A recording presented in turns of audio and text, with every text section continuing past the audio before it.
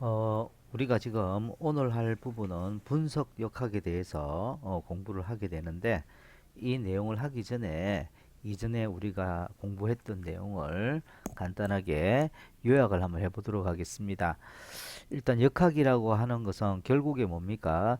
질병의 원인을 규명하고 질병 예방과 근절에 그 궁극적인 목적이 있고 결국에 세부적으로 우리가 나눠보게 되면은 발생 원인, 즉 질병이 발생한 원인이 무엇인지에 대한 가설을 수립하고 이 가설을 그죠 검증을 하는 그런 단계. 그래서 최종적으로 다른 의학 분야에 수립된 가설이라든지 이러한 지식과 일치하는지 여부를 파악하는 것이 바로 우리가 역학이라고 이야기를 했었고요. 음, 그 다음에 이제 이야기가 되는 부분이 이제 이 감염병이 어떻게 발생을 했는지 여러 가지 어떤 설들이 있었죠. 첫 번째 질병 다인설이라고 해서 여러 요인들이 복합적으로 얽히고 설켜서 서로 상호작용에 의해서 발생되어진다라는 거. 그 다음에 이제 대표적으로 우리가 삼각형 모형설, 그다음 수레바퀴 모형설, 원인막 모형설 이렇게 세 가지가 나누었는데 특히 이 삼각형 모형설 같은 경우는 감염병 발생에 잘 맞는 그런 장점을 가지고 있습니다. 그래서 특히 이제 예를 들면 유전적 소인이라든지 비감염성 질환 발생을 설명하는 데는 한계를 가지고 있다. 특히 여기서 중요한 부분은 이 환경과 숙주, 그다음 병인, 그죠? 이 세 개의 상호작용에 의해서 질병이 발생되어진다라는 그러한 모형이 이 삼각형 모형이 되겠습니다. 그 다음에 유전적 소인, 즉 숙주 요인을 중앙에 두고서 그 주변의 생물학적 환경, 물리화학적 환경, 사회적 환경에 의해서 질병이 발생한다라는 그런 모형이고요. 원인막 모형은 서로 관련되어 있는 원인들이 서로 거미줄처럼 얽혀서 질병이 발생한다라는 그러한 어, 다인설이라고 보시면 되고 특히 비감염 질환의 발생에 이해하기가 쉬운 그런 내용이다. 그 역학을 통해서 우리가 어떤 내용들을 측정을 할 때 중요한 것은 제가 두 가지라고 이야기를 했습니다. 첫 번째가 타당도입니다. 얼마만큼 그 목적에 맞게끔 정확히 측정을 했느냐라는 것이죠. 두 번째 신뢰도라는 것이죠. 얼마만큼 일관성을 가지고서 측정을 했느냐라는 것인데 이 측정의 타당도에는 크게 두 가지가 있었죠. 민감도와 특이도. 질병 있는 사람들 가운데 양성으로 얼마만큼 양성으로 검출했느냐라고 하는 것이 민감도고, 특이도라고 하는 것은 질병 없는 자를 음성으로 검출하는 것을 특이도라고 합니다. 그래서 여기서도 부가적으로 우리가 양성의 적도, 양성으로 판명난 사람 중에 실제로 질병이 있는 사람이 얼마 정도 되는지를 확인하는 것이 양성의 척도고요. 음성의 척도는 뭡니까? 음성으로 우리가 판명난 사람 중에서 실제로 질병이 없는 사람이 얼마 정도 되는지를 알 수 있는 것이 바로 음성의 척도입니다. 그래서 그런 부분들에 대해서 한번 지난 시간에 실제로 수식을 이용해서 한번 문제를 풀어봤었죠. 신뢰도 이런 내용들. 그래서 여기 중요한 거는 이거죠. 신뢰도가 높다고 해서 반드시 타당도가 높은 것은 아니고, 하지만 타당도가 높으려면 신뢰도가 반드시 높아야 된다라는 그런 사항들. 그런 것도 한번 체크해 주시기 바랍니다. 그래서 역학에 대한 어떤 연구를 할 때 크게 두 가지 방법을 이용해서 연구를 하게 된다. 하나는 실험 연구고 또 하나는 관찰적 연구인데 대부분 역학적 연구 방법은 이 관찰에 의존해서 많이 연구를 하게 된다. 그래서 이러한 역학적 연구 방법은 첫째 제1단계 역학으로서 기술 역학, 즉 가설을 우리가 설정하는, 그래서 해당되는 사항들을 조사하고 나름대로 분석을 해서 요약된 데이터들이 있겠죠. 요약된 데이터를 중심으로 해서 가설을 우리가 잡는 데까지를 제1단계 역학인 기술 역학이라고 이야기를 하고, 그 다음에 이 가설을 설정했던 그 내용을 과학적으로 검증을 하는 그러한 역학이 바로 제2단계 역학인 분석 역학이다.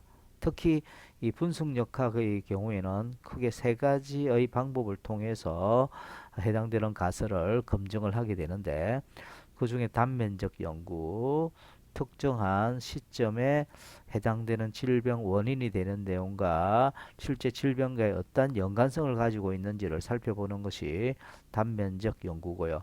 환자 대조군 연구는 뭐라고 했습니까? 환자군과 그 다음에 정상군을 이렇게 나누어서 과거의 기억을 통해서 기억을 기준으로 해서 어떠한 원인을 가지고 있었는지, 즉 제가 이렇게 설명을 해줬죠.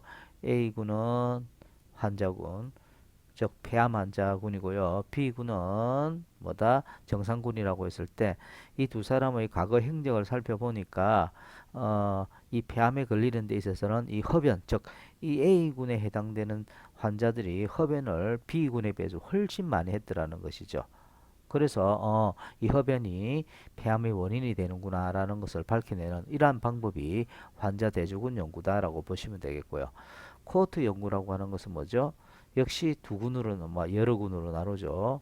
A군과 B군이라 했을 때 환자 대조군 연구는 과거의 기억에 의존한다라는 그런 어떤 특징을 가지고 있지만, 코호트 연구는 둘 다 정상군입니다. 정상군인데 A군은 흡연하는, 그죠? 그런 집단이고 B군은 흡연을 하지 않는 집단이다. 이 두 집단을 오랜 동안 경과를 통해서 10년이든 뭐 몇 년이든, 그죠? 통해서 보니까 이 A군에 훨씬 많이 폐암 환자들이 발생했더라라는 것이 밝혀진다면, 실제로 뭐죠? 이 A 집단에 즉 흡연하는 집단, 즉 흡연이라고 하는 것이 폐암의 원인이 되는구나라는 것을 밝혀내는 이러한 연구가 바로 코호트 연구가 되겠습니다.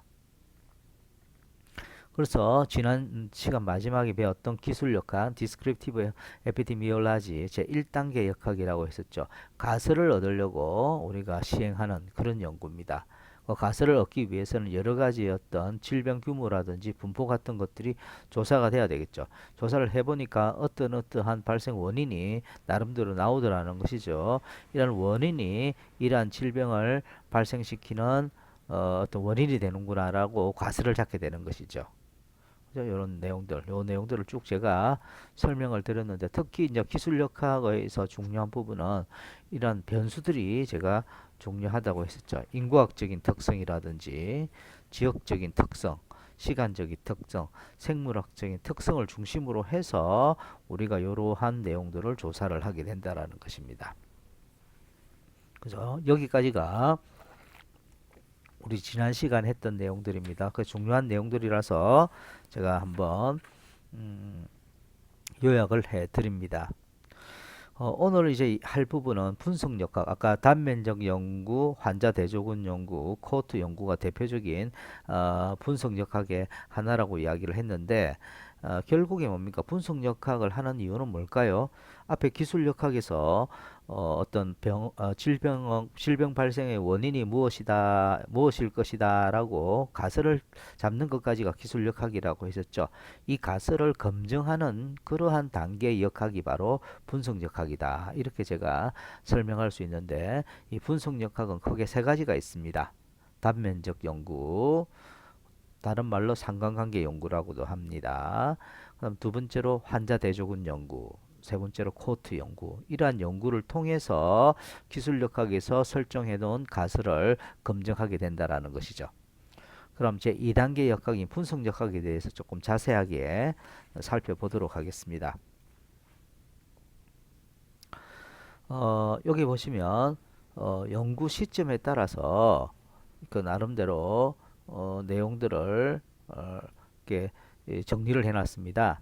단면 연구라는 것이 있는데, 특정 시점에서, 여기 있으면 어떤 시간이 있으면 특정 어떤 시점에서 어떤 질병 발생의 원인이 되는 내용과 실제 질병과 어떤 연관성을 가지고 있는지를 살펴보는 것이 바로 단면 연구다. 즉 여기서는 현재 특정 시점, 현재 시점에서 위험 요인에 대한 노출과, 그죠? 예를 들어서 흡연과 폐암과의 연관관계가 있는지 없는지를 살펴보는 것입니다. 예를 들면 환자 대조군 연구 같은 경우에는 현재 시점에서 과거의 기억을 되살려서 그죠?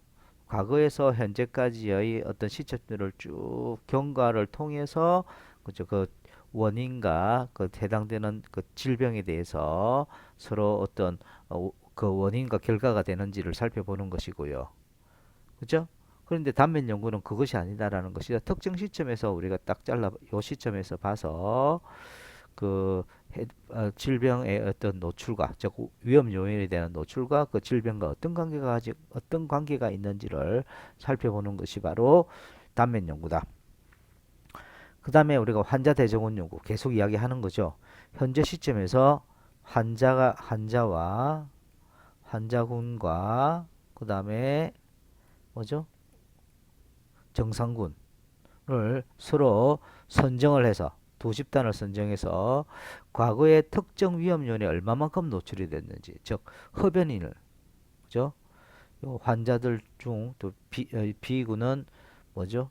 정상군입니다. AB 군 간에 과거에 흡연이 얼마만큼 했는지 그 내용에 따라서 그 원인과 결과를 찾아내는 그러한 연구 방법이고, 코트 연구는 과거에 대한 내용은 우리가 환자 대증원 연구지만 지금 현재 상황에서 미래로 10년이면 10년 경과를 통해서 즉 A군은 뭐죠? 여기서는 A군은 코트 연구에서 A군은 흡연 집단이 되겠고요. 그죠? 흡연 집단이 되겠고요.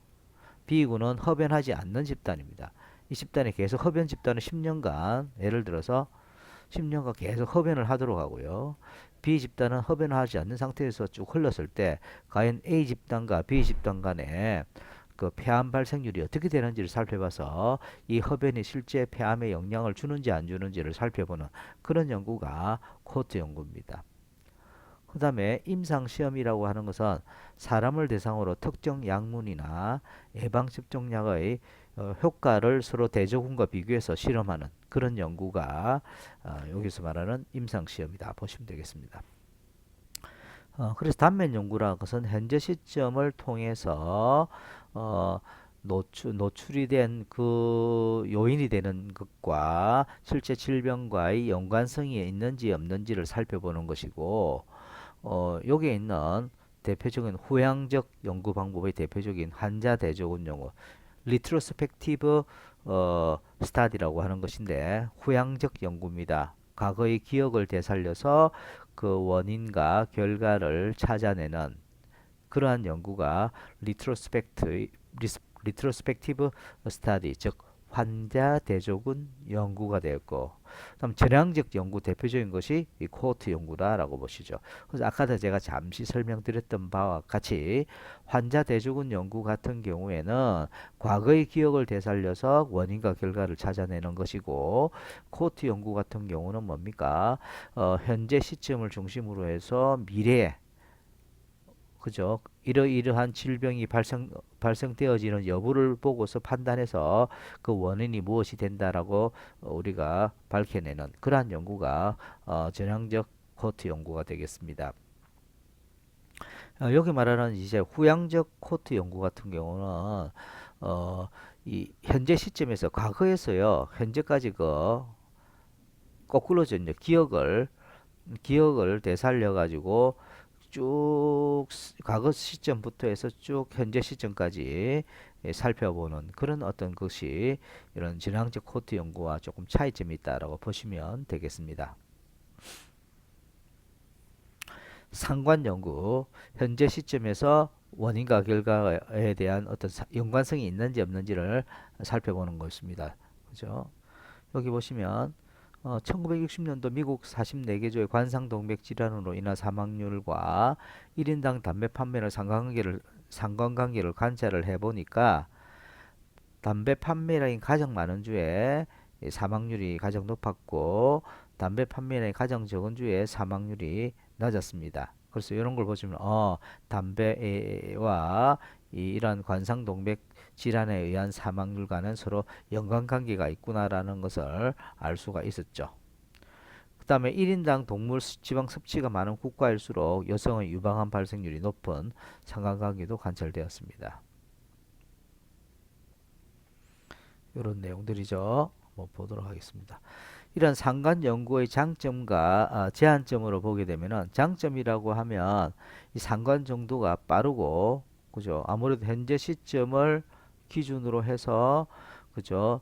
예를 들어서 위험에 노출된 그 부분과 질병과의 어떤 연관관계를 살피니까 과거에 대한 기억도 아니고 10년 이상 우리가 그 내용을 지속적으로 관찰하는 것도 아니잖아요. 그래서 상당히 비용적인 측면도 어, 저렴하게 연구할 수 있다는 장점이 있고요. 그 다음에 많은 경우 기존 이용 가능한 정보를 사용할 수 있다라는 그런 장점을 가지고 있는 것이 상관 연구의 장점입니다. 제한점이라는 것은 일단 유의한 양, 어떤 특정하게 많이 발생되었진 양이 관찰됐다 하더라도 실제 개인 수준의 노출과 질병 간의 양상은 정반대일 수도 있다는 겁니다. 무슨 소리냐면 국가별로 이렇게 봤을 때 실제 내용을 보면 이렇게 쭉 이런 식으로 비례하는 어떤 양상을 볼 수가 있죠. 그런데 이 각각의 어떤 내용들을 살펴보게 되면은, 그죠?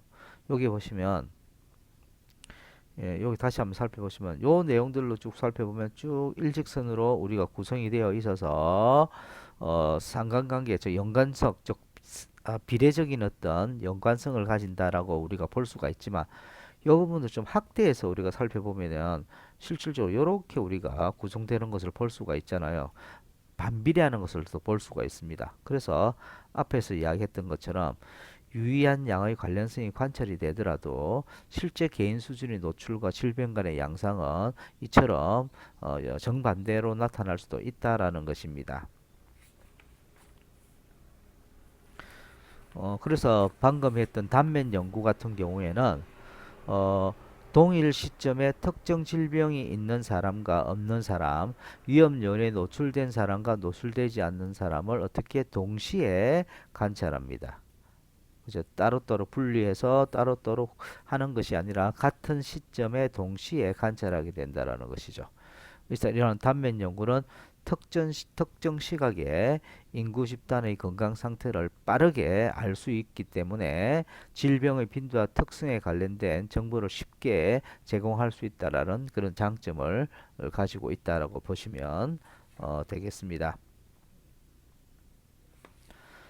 넘어갈게요. 하지만 이 단면 연구의 제한점으로 보면 현재 상태의 위험 요인에 대한 노출과 질병 상태가 같은 시점에서 연구가 되었기 때문에 어느 것이 먼저 발생했는지 결정하기가 어렵다라는 겁니다. 즉 무슨 이야기냐면 흡연과 흡연과 이 폐암에는 연관성이 있는데 흡연을 한 사람이 폐암에 걸리는 것인지 폐암에 걸린 사람이 담배를 좋아하는 것인지 그 상호 간의 시간의 시점 어느 것이 선행이 먼저 되었는지를 알기가 어렵다. 단지 두 개의 연관성만 있다라고 알 수 있다라는 것이죠. 그래서 단면 연구의 결과를 가지고 인과관계를 확정할 수는 없다라는 그런 내용이라는 것이죠. 그렇죠? 보도록 하겠습니다. 잠시 쉬었다가 그 다음 내용을 다시 한번 보도록 하겠습니다.